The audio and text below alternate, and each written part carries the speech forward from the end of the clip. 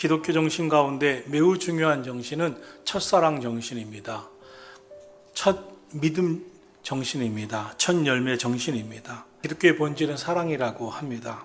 그런데 이 사랑에 대해서 가장 크게 느꼈던 사람이 베드로입니다. 그 베드로가 베드로전서에서 이렇게 고백합니다.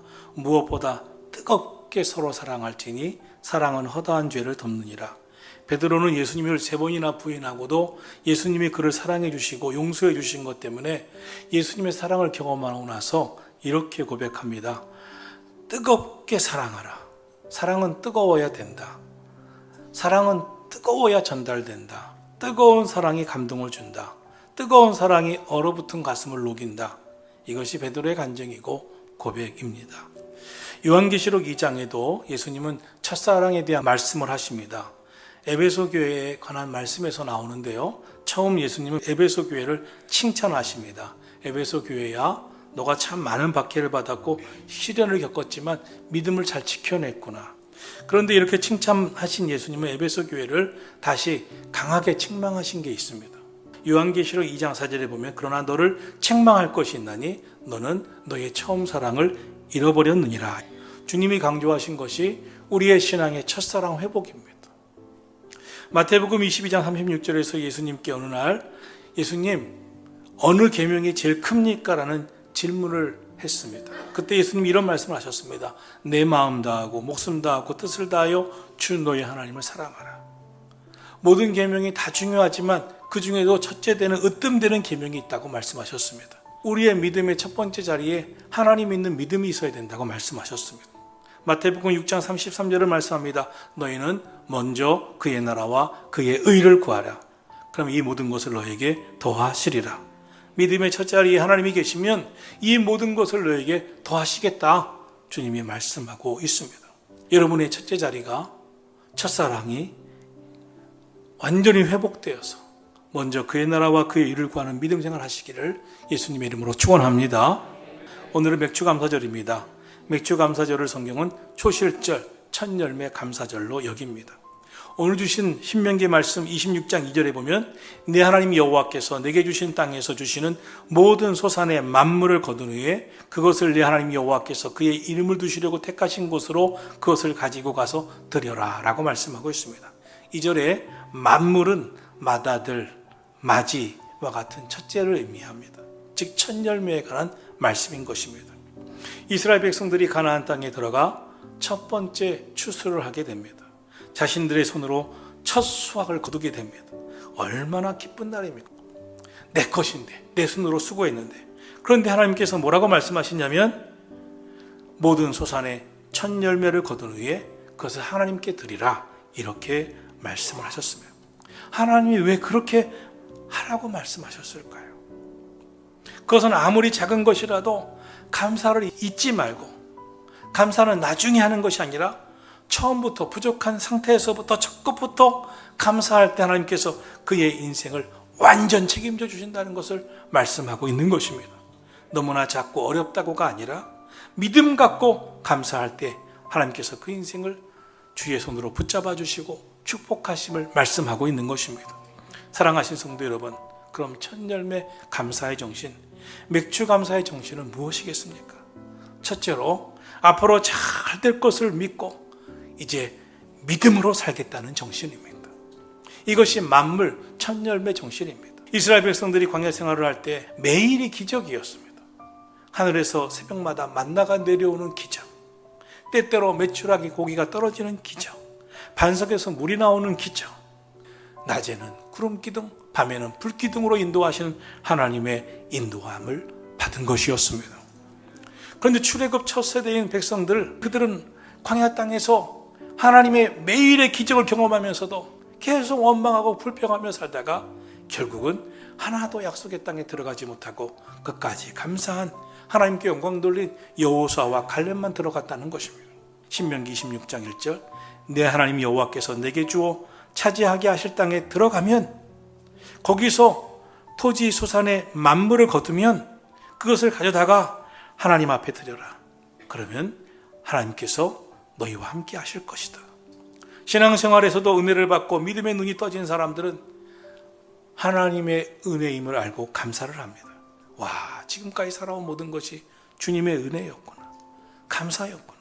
앞으로도 모든 것 주님 의지하고 믿음으로만 살리라. 하나님께서 인도해 주실 것을 믿고 잘 될 것이라고 믿고 불평원망하지 아니하고 감사하며 살리라. 이것이 맥주감사절의 정신입니다. 둘째로, 우리는 작고 오늘은 약하고 오늘은 보잘것없지만 주님의 은혜로 번성하게 될 것이고 강하게 될 것이고 크게 될 것이다. 이 믿음을 갖지 않는 것입니다. 5절입니다. 너는 또 내 하나님 여호와 앞에 아뢰기를 내 조상은 애굽에 내려가 거기에서 소수로 거류하였더니 거기에서 크고 강하고 번성한 민족이 되었는데 라고 했습니다. 기적은 불가능해서 가능케 되는 것입니다. 애굽에서 살아온 것이 기적이었고 광야에서 견뎌온 것이 기적이었고 가나안 땅에 입성한 것이 기적이었습니다. 그들은 고백합니다. 우리 조상들은 아주 작고 약하고 보잘것이 없었는데 하나님께서 거기서 크고 강하고 번성하게 하여 주셨도다. 지금도 작고 약하고 보잘것없어도 하나님은 크고 강하고 번성하게 하신 하나님이심을 믿고 살자는 것입니다. 여러분에게 이 믿음이 있기를 예수님의 이름으로 축원합니다. 감사에 대해 깨달음이 있으면 고난도 감사합니다. 지금까지 살아온 모든 것이 주님의 은혜입니다. 셋째로, 부르짖을 때마다 하나님이 응답해 주시고 기도를 들어주시고 함께 하신다는 것을 믿고 살아가자는 것이 맥주감사절의 정신입니다. 7절을 보면 우리 조상이 하나님 여호와께 부르짖었더니 여호와께서 우리 음성을 들으시고 우리의 고통과 신고와 압제를 보시고 라고 했습니다. 모세는 태어날 때부터 마음껏 울지도 못하는 아이로 태어나 버렸습니다. 울음소리가 커지자 나일강에 버려져야만 했습니다. 이 불행했던 아이의 인생에 하나님이 찾아와 주셨습니다. 만나 주셨습니다. 그리고 출애굽의 지도자, 사명자가 되게 하셨습니다. 그 하나님과 대면했던 모세는 정말 우리에게, 백성들에게 가장 필요한 것이 무엇인지 알았습니다. 그래서 시내산에 올라가 40일을 금식하며 기도하는 가운데 계명을 받습니다. 그리고 시내산에 올라가 40일 금식하며 기도할 때에 저 백성들은 금송아지 만들어서 우리의 신이라고 외칠 때 저 백성을 용서해 주십시오. 살려주십시오. 그때 하나님이 모세의 기도를 들어주시고 그들을 살려주셨습니다. 그때 모세는 깨닫습니다. 기도만이 살 길이다. 부르짖는 기도에 하나님은 응답해 주신다. 자녀를 위해 기도하십시오. 믿지 못하는 가족들을 위해서 기도하십시오. 여러분이 여러분 마음에 꼭 기도해야 할 그 영혼을 위해서 간절히 기도하시기를 예수님의 이름으로 축원합니다. 욥기 1장에 보면 욥에게 고난이 찾아왔습니다. 알 수 없는, 이해할 수 없는, 말할 수 없는 고통이 찾아왔습니다. 욥은 탄식했습니다. 고난을 겪으면서 욥은 몸부림쳤습니다. 고통 때문에 괴로워했습니다. 그러나 마지막에 하나님을 만납니다. 고난 속에서 만납니다. 그리고 욥기 42장에 이렇게 고백합니다. 내가 주께 대하여 귀로 듣기만 하였더니 이제는 눈으로 주를 배움나이다. 그러므로 내가 스스로 거두어드리고 티끌과 재 가운데 회개하나이다. 욥은 고난을 겪으면서 깨달았다는 것입니다. 나는 의로운 줄 알았는데, 믿음 좋은 줄 알았는데 나는 허물이 너무나 많구나. 나는 너무나 죄인이구나. 너무나 부족한 사람이구나.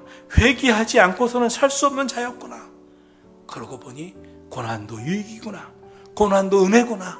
고난 중에 하나님이 나를 깨닫게 해주셨구나. 그러면서 감사했다는 것입니다.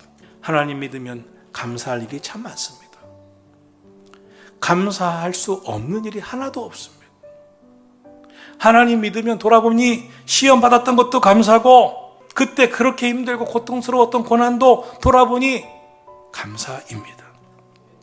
그런데 돌아보니 하나님이 그렇게 깨닫게 해주셨습니다. 그리고 감사하니 하나님의 모든 것을 역전시켜 주셨습니다. 다 주님의 은혜였습니다. 맥주절 감사는 그런 절기입니다. 모든 시험을 덮는 감사, 삶 전체를 완전히 바꾸는 감사, 인생을 역전시키는 감사, 하나님의 은혜가 넘치는 감사, 여러분 마음에 그 감사가 넘쳐나시기를 예수님의 이름으로 축원합니다. 마지막으로 하나님은 복 주시는 분이십니다. 성경은 혼자 그 은혜와 복을 누리지 말고 나누라고 말씀하고 있습니다. 오늘 11절 말씀입니다. 너와 내 자녀와 노비와 내 성중에 있는 레위인과 및 너희 중에 있는 객과 고아와 과부와 함께 내 하나님 여호와께서 자기 이름을 두시려고 택하신 곳에서 내 하나님 여호와 앞에 즐거워할지니라. 12절 너는 애굽에서 종되었을 때를 기억하고 이 규례를 지켜 행할지니라. 진정한 감사는 함께 즐거워하는 것입니다. 내 앞날을 인도해 주신 하나님, 오늘은 작지만 내일은 번성하게 하신 하나님, 우리의 부르짖는 기도에 응답하신 하나님, 감사한 마음을 나눌 때 더 크게 복 주신 하나님을 믿으시고 믿음으로 살아가기를 주의 이름으로 축원합니다.